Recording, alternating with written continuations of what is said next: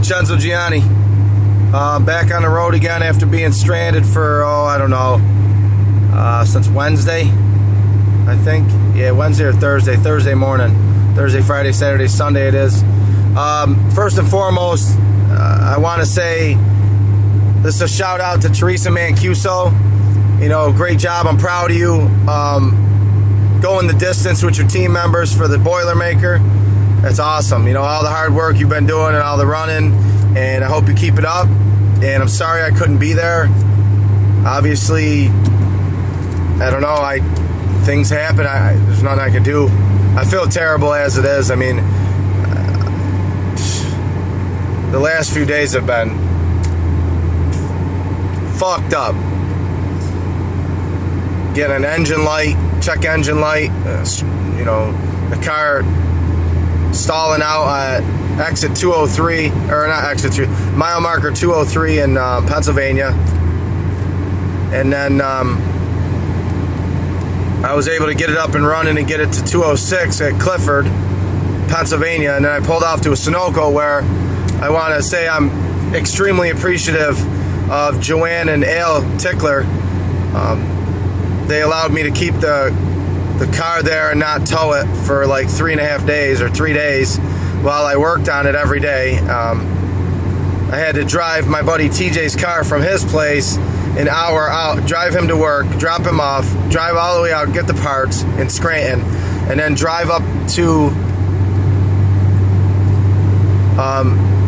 Nicholson, Pennsylvania to try and work on the car for a few hours and drive all the way back, pick him up, and then drive back home, and then hope, you know, to get some sleep and stuff.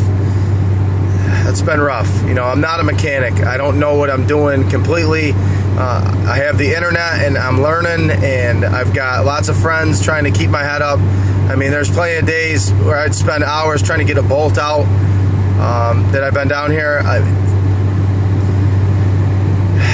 I don't know, it played my patience quite a bit, and I found myself underneath this car frustrated and crying, not being able to reach a bolt or not knowing what I'm doing, and nobody here to help.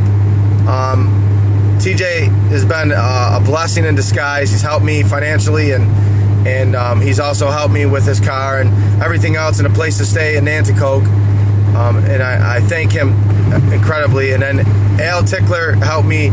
I mean, they were feeding me here and there, and I appreciate it. And Joanne, you know, nice people. You know, I didn't really know if I'd ever run into any more nice people out here, honestly. I mean, there's a lot of people who stay concerned about me, and I don't know how else to say thank you, but to say thank you. I mean, I've thought of sending thank you cards and maybe trying to link up with them before I leave and help them out with house projects, or maybe just listening to their problems and venting. And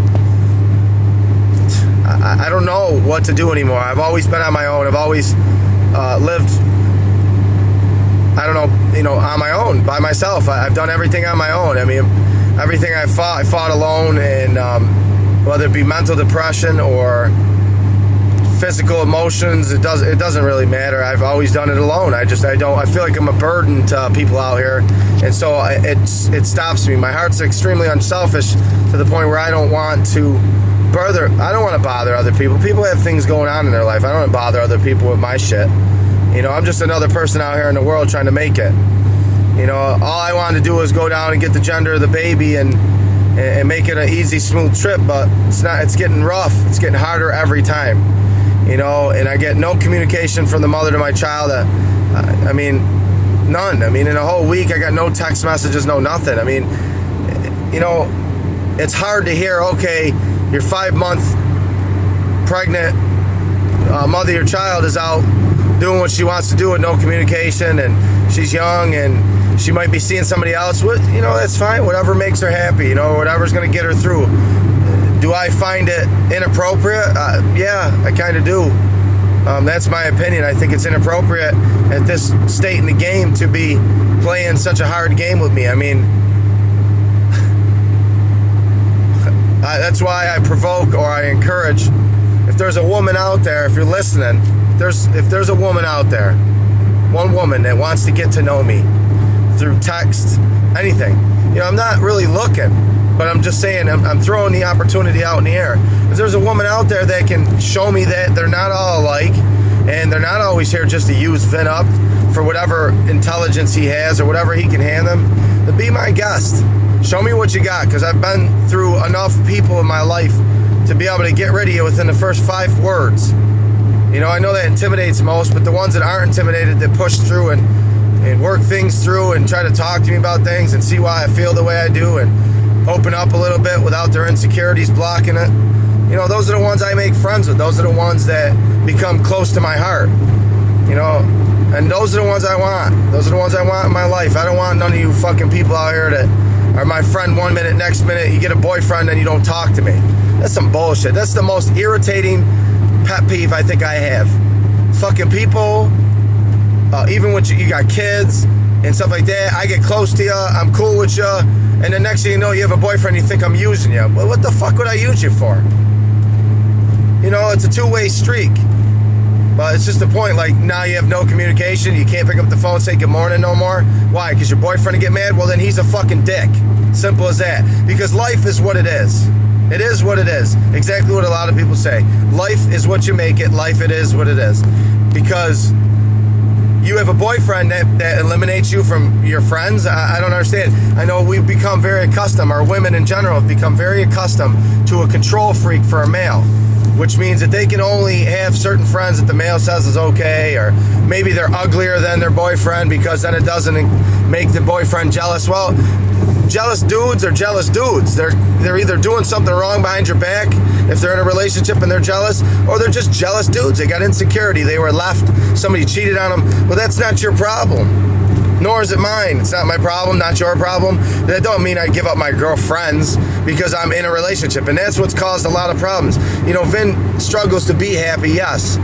But I won't be happy at the cost of who I am.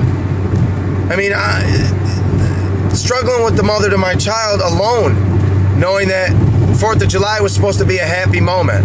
I mean, it's not a, hey, we're going to get back together, can't wait to see it. It was a, hey, let's have a great time. Let's enjoy the fact that we're going to be parents, blah, blah. And I get yelled at 2 days before during text, and then no communication. I drive up there, I miss the appointment, I get sick, the concern is in the air, and I sleep in my car outside. I go to my dad's, and then next thing you know, I'm at the gender appointment ready to go. And the thing is how did I make it there? Car was acting up the whole time. I had to fix parts on the car with no money. Like, I sold my fucking, I'm sleeping on a fucking futon at home. Y'all don't know what it's like. Y'all don't know what it's like, and you don't know what I have to go through every day. So the people out here that want to judge me, say I'm some kind of whore because I'm sleeping with mad women. No, I'm not sleeping with mad women. So fuck y'all. I said they're not all that. I like companionship. If a girl will rub my head while I go to sleep, then get up and leave, well, goddamn it, I appreciate that. Why? Because I can't do that for myself, or I would sleep nights now, wouldn't I?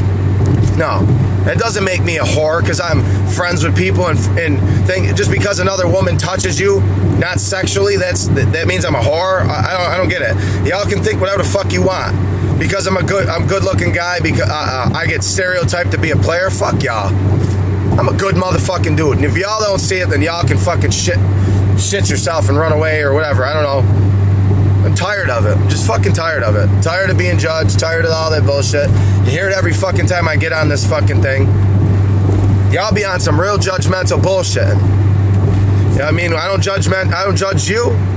You could have 3 fucking kids and fat as fuck, and I don't judge you. You know what I mean? You ain't trying to lose weight because you're lazy. I don't, okay. I'm still going to be your friend. It's not going to stop me from being your friend. You could be the most beautiful thing in the world and terrible, terrible personality. Matter of fact, this girl, Alexandria from Syracuse, I know. Hate to put her on blast, but I met her at Sylvan Beach. She approached me, and I just keep in touch with her, like, because I think she's a beautiful girl. But she really pushed me over the line. She's got a boyfriend now, which is cool. I mean, but I hit her up on Facebook and was like, yeah, you know, how you been? I miss you. Haven't talked to you in a while. I got a boyfriend. Okay, well, I'm not here to hit on you. I said, and I'm not here to disrespect your boyfriend. Well, she says to me, which is the most ignorant shit I've heard out of a white girl's mouth. Well, you act like a nigger. I do? What exactly does that mean? Okay? What does that mean? Okay? Because your ignorance just shone through your beauty. Your beauty just went to shit on that remark alone. You act like a nigger. I don't date or I don't talk to fake ass nigger dudes. That's pretty racist. That's pretty shitty. You know, but that's the world today. That's the fucking world. That's reality. You know? They say I can't say the N-word. I don't like to say it, but you know what? If it's meant to be in that sentence, I put it there. If you feel I'm being racist, then fucking write a comment and get pissed off. I don't give a shit. You know, I'm not out here calling people that. But I've been called cracker, honky, and everything else under the fucking sun. Greaser, wop, you name it. What? I got black in my blood. I'm fucking Sicilian. So if you want to call me a nigger, then call me one. I don't care. Whatever.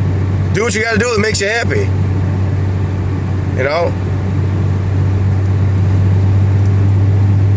I don't know what to say to you, internet world, anymore. Kind of running out of ideas. If you got an idea you want me to talk about, then just hit up my Facebook page or text me. I mean, I'm glad that a lot of people are doing well, and I know that God's obviously been in my corner. I wouldn't be on the road again today, as you can see. Check engine light's still on. It's been a bitch. It's been a bitch. You know, I got the battle scars on my hands to prove it. I've got a lot of people that were good to me in my corner. A lot of people talking me through the situation. I get upset. I call my dad. I don't even really have a good relationship with my dad, but I call him because he's the only person I know that's not working that can talk to me. You know, I just asked for somebody to listen. Y'all have listened when I've listened when y'all wanted to talk.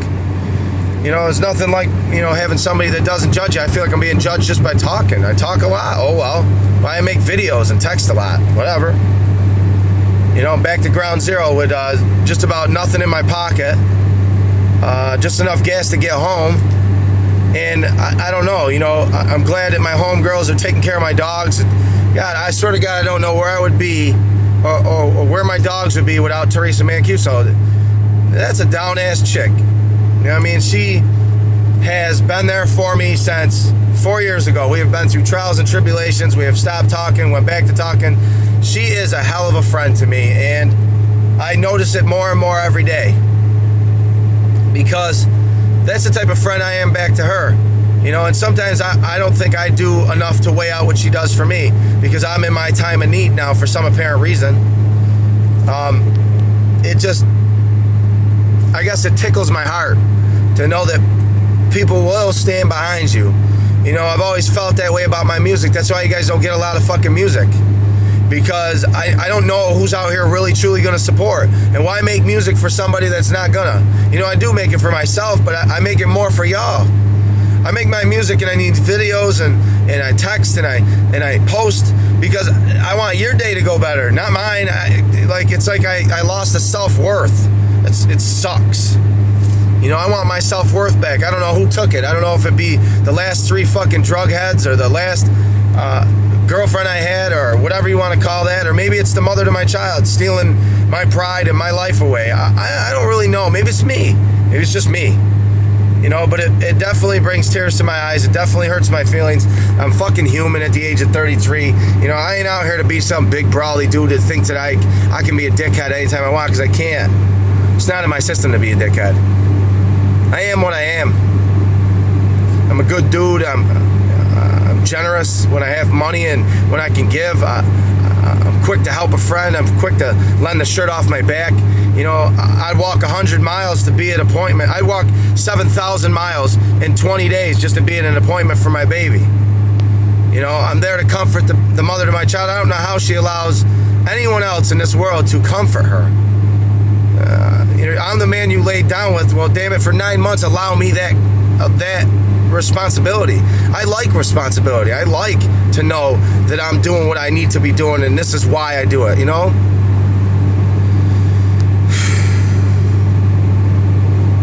It's whatever. It's raw. It's real. It's Vincenzo Gianni. Signing out.